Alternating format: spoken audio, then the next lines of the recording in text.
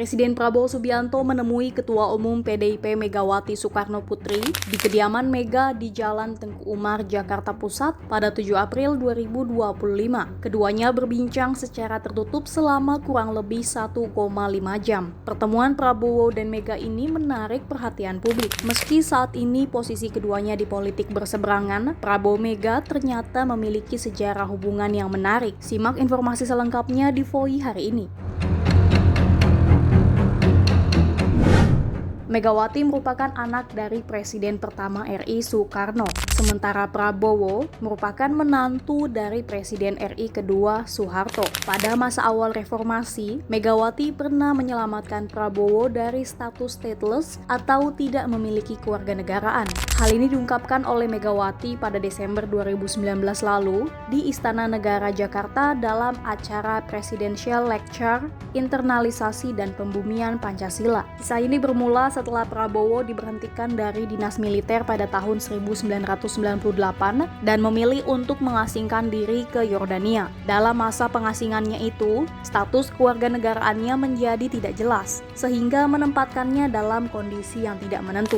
Kala itu, Megawati mengaku geram saat mengetahui Prabowo stateless. Megawati bahkan sempat marah kepada Menteri Luar Negeri dan Panglima yang menjabat saat itu karena membiarkan mantan perwira tinggi Indonesia berada dalam kondisi stateless. Menurut Megawati, apa yang dialami Prabowo itu tidak adil dan tidak sesuai dengan nilai-nilai Pancasila. Diketahui Megawati menjabat sebagai wakil presiden dari Abdurrahman Wahid atau Gus Dur di tahun 1999 hingga tahun 2000. Lalu pada tahun 2001 hingga tahun 2004, dia terpilih menjadi Presiden RI kelima. Di tahun yang sama, Prabowo tercatat untuk pertama kalinya maju dalam pemilu 2004. Saat itu, Prabowo mencoba untuk maju menjadi presiden melalui Partai Golkar dengan mengikuti konvensi. Namun, ia mendapatkan suara terendah dari 5 calon kala itu, yakni Wiranto, Akbar Tanjung, Abu Rizal Bakri, dan Surya Paloh. Wiranto akhirnya maju menjadi calon presiden Partai Golkar bersama adik Gus Dur, Salahuddin Wahid.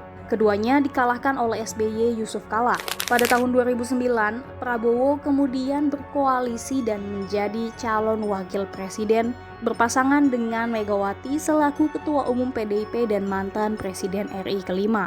Mereka dikenal sebagai koalisi Mega Pro dan mengusung ekonomi kerakyatan sebagai program kampanyenya. Sayangnya keduanya dikalahkan oleh pasangan SBY Budiono. Pada pemilu selanjutnya, yaitu pemilu 2014 dan 2019, Megawati berpisah dengan Prabowo. Megawati tidak mendukung Prabowo yang lagi-lagi mencalonkan diri menjadi presiden. Megawati mendukung Jokowi dan Jokowi memenangkan Pilpres 2 periode. Hingga pemilu 2024, Megawati juga tidak mendukung Prabowo. Megawati mendukung Ganjar Pranowo yang berasal dari partainya sendiri yaitu PDIP. Meski berbeda pandangan politik, Megawati berkali-kali menyinggung persahabatannya dengan Prabowo. Begitu juga Prabowo. Pada perayaan HUT ke-17 Partai Gerindra tahun 2025, Prabowo menunjukkan hubungannya dengan Megawati yang baik-baik saja. Di depan ribuan kader Gerindra, Prabowo bahkan mengakui jasa-jasa Megawati yang banyak terhadap pembangunan negeri ini. Prabowo juga menegaskan bahwa dia tidak suka dengan pihak-pihak yang berusaha menjelekkan Megawati di hadapannya. Hubungan baik Prabowo dan Megawati memang tak bisa dipisahkan dari kedua anak mereka, yaitu Didit dan Puan Maharani yang tampak akrab. Didit dan Puan juga dianggap berperan atas pertemuan Prabowo Mega April 2025 ini. Hubungan Prabowo Mega yang tampak mesra meski berbeda pandangan politik tentunya membuat masyarakat bertanya-tanya tentang agenda pertemuan di rumah Mega Senin malam itu. Apakah pertemuan itu merupakan sinyal PDIP yang akan merapat ke koalisi? Sekjen Partai Gerindra Ahmad Muzani membeberkan bahwa Megawati akan mendukung pemerintahan Prabowo namun tetap berada di luar koalisi. Meski PDIP tetap memutuskan di luar koalisi, Prabowo bersyukur atas dukungan yang diberikan Megawati. Prabowo melihat pertemuannya dengan Megawati sebagai sesuatu yang positif bagi kehidupan bangsa dan negara termasuk bagi pemerintahan yang dipimpinnya. Pertanyaannya sebenarnya apa maksud dari pertemuan keduanya dan bagaimana hubungan keduanya selama ini? Saya kira tidak ya, karena apa namanya itu imbalannya begitu besar baik bagi Ibu Mega maupun bagi Pak Prabowo gitu.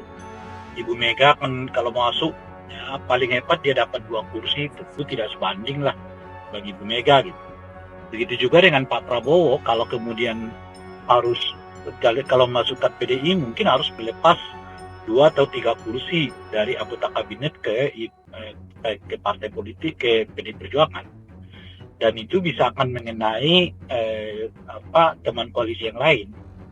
Nah, oleh karena itu pertemuan tadi malam itu saya kira tidak sampai pada level membuat komitmen untuk berkoalisi gitu. Jadi ya Ibu Mega mungkin akan tetap di oposisi, ya Pak Prabowo akan tetap di pemerintahan. Karena tidak sebanding, terlalu pertemuan itu terlalu koalisi itu tidak sebanding dengan harga yang akan dibayar baik oleh PDI maupun oleh Pak Prabowo juga. Iya, sebetulnya kalau dilihat dari prosesnya gitu, saya kira posisi Ibu Mega itu posisi yang jauh lebih santai lah gitu. Sementara Pak Prabowo kelihatan dalam posisi yang benar-benar ingin ketemu gitu. Sehingga berbagai kita sebut aja namanya persyaratan administrasi pertemuan itu lebih banyak mungkin ditentukan oleh Ibu Mega ketimbang Pak Prabowo. Nah, ini yang membedakan 2 kali rencana pertemuan sebelumnya yang gagal itu. Kalau sebelumnya itu kan mungkin egonya masing-masing gagal di bulan Oktober. Kalau sudah mau ketemu di bulan Januari Februari, gagal karena ada penetapan Hasto sebagai tersangka. Nah, sekarang ada suasana yang sangat mendesak mungkin bagi Pak Prabowo untuk berdialog dengan banyak pihak gitu. Nah, khususnya mereka yang berada di luar kekuasaan ya. Dan karena itulah beliau meminta pertama kali ketemu dengan Ibu Mega dengan persyaratan administrasi yang Ibu Mega aja nentuin gitu. Nah, makanya kan kita lihat pertemuannya akhirnya dilakukan di rumah Ibu Mega di tengah malam ya, dan dilakukan dengan cara yang tertutup. Nah, mungkin pertanyaan berikutnya, kenapa Pak Prabowo merasa harus ketemu? Ya karena memang melihat situasi ekonomi kekinian, kan akan sangat sulit nih kelihatan ekonomi gitu. Harga dolar kita anjlok ya, lalu harga rupiah kita anjlok gitu ya, lalu PPHK di mana-mana, lalu ada gencetan tarif ekspor impor dari Amerika yang semakin tinggi gitu.